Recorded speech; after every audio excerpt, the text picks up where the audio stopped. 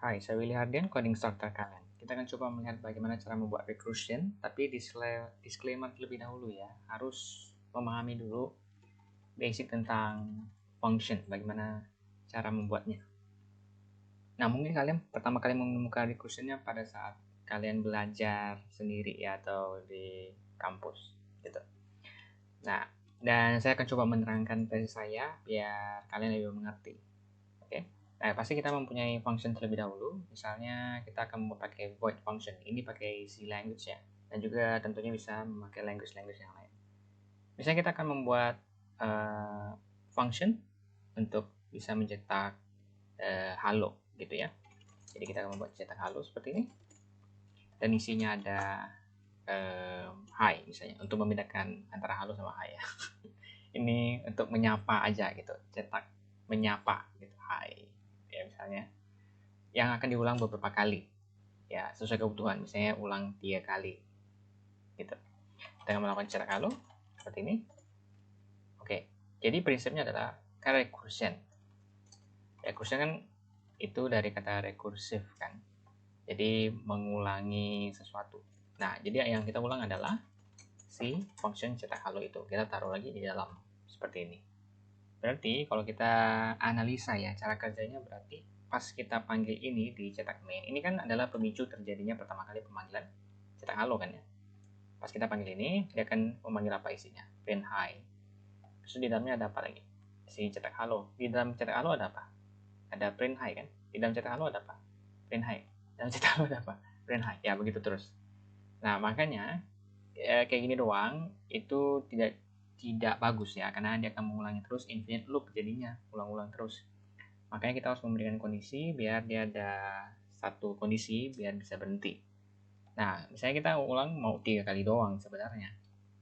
Jadi kita akan tulis 3 di sini ya. Untuk menyatakan ulang 3 kali. Kita terima datanya ya, misalnya di sini intn. Kemudian di sini akan kita melakukan pengecekan. Nah, cara berpikirnya adalah kan kita mau membuat dia berhenti setelah sudah 3 kali kan ya. Nah, pertanyaan yang lain adalah bagaimana supaya dia berhenti? Itu pertanyaannya. Berarti kan kalau dia mau berhenti, harus ini diberhentikan. Harusnya ini tidak boleh dipanggil lagi. Yang membuat dia bisa ulang-ulang terus kan karena pas kita mau melakukan pemanggilan ini, dia akan menjalankan ini sama ini lagi kan. Karena kan di dalam ini ada ini. Ya enggak? Pas kita panggil ini, kan apa isinya? Ya ini kan. Nah, itu yang terjadi. Jadi, kita harus membuat sesuatu kondisi. Nah, kondisinya apa? Bebas, terserah kita. Misalnya apa? Kalau kita taruh ini dalam if, berarti artinya ini hanya terjadi kalau dia masuk ke dalam if.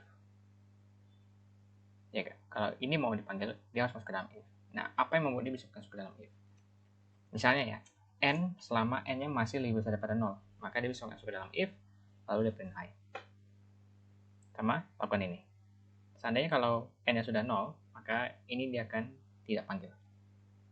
Itu logika, salah satu logikanya. Nah, terus bagaimana supaya n-nya bisa berkurang? Bagaimana supaya n-nya pada akhirnya bisa menyentuh 0 misalnya? Maka kita bisa melakukan n kurang 1 seperti ini. Nah, yang terjadi adalah pada saat kita panggil ini, berarti kan dia akan membawa data yang berbeda kan? Ini kan 3 pertama kali. Berarti ini 3. Terus ini 3 kan? 3 lebih besar dari 0, maka dia lakukan ini. Masuk n kurang 1, n kurang 1. Ini berarti n-nya pas dia panggil ini, berarti kan dia membawa data 2. 2, terus 2, terus ini 2, terus 1. Nah, sambil dia print hi gitu. Apakah berjalan atau enggak ya? Coba kita klik run. Nah, berhasil kan? Hi 3 kali. Kalau mau lebih rapi ya BSN aja ya. Oke, hi. Seperti itu caranya. Tapi kalau kalian bertanya ya, bagaimana kalau misalnya ini taruh aja di sini? Berbeda nggak? Apakah menghasilkan yang sama nggak? Enggak. Ya. Ini tuh, kita lupa 3 koma. Hasil yang diberikan itu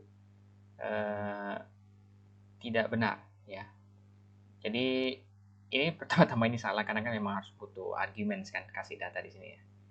Nah, tapi ini memang memberikan hal yang salah karena pada saat nanti kalian cuman kasih kayak gini ya, misalnya n kurang n kita boleh ya, n 3 misalnya gitu ya. Nah, misalnya ini kan nggak dikasih nih misalnya dong ya, apakah bisa ulang atau enggak. Nah, tetap jadinya dia ulang-ulang ya kayak tadi ya. Makanya kita tidak berhasil, itu menyatakan bahwa kita tidak berhasil membawa n-nya ke dalam cetak halo ini, yang ke bawahnya lagi. Oke, turunan dari cetak halo ini pas kita panggil ini, nanti kan dia panggil ini.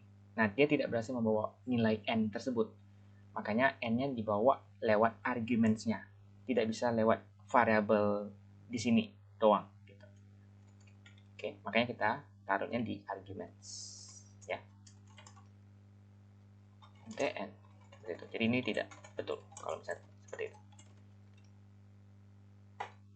Terus kalau misalnya ini boleh variabel nggak? Boleh, ya. Mau variabel silakan. Ya, gitu, boleh, ya. Nah, gitu.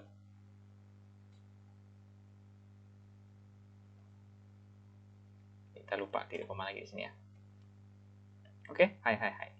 Seperti itulah contoh dari recursion. Kira-kira paham nggak? Kalian sudah mulai memahami kira-kira bagaimana cara membuat recursion? Kalau misalnya oke, paham, dan mau melihat contoh-contoh coding saya yang lain, penjelasan saya yang lain, maka perlu tekan tombol subscribe-nya. Oke, biar lebih paham lagi belajar codingnya, terutama coding-coding dasar.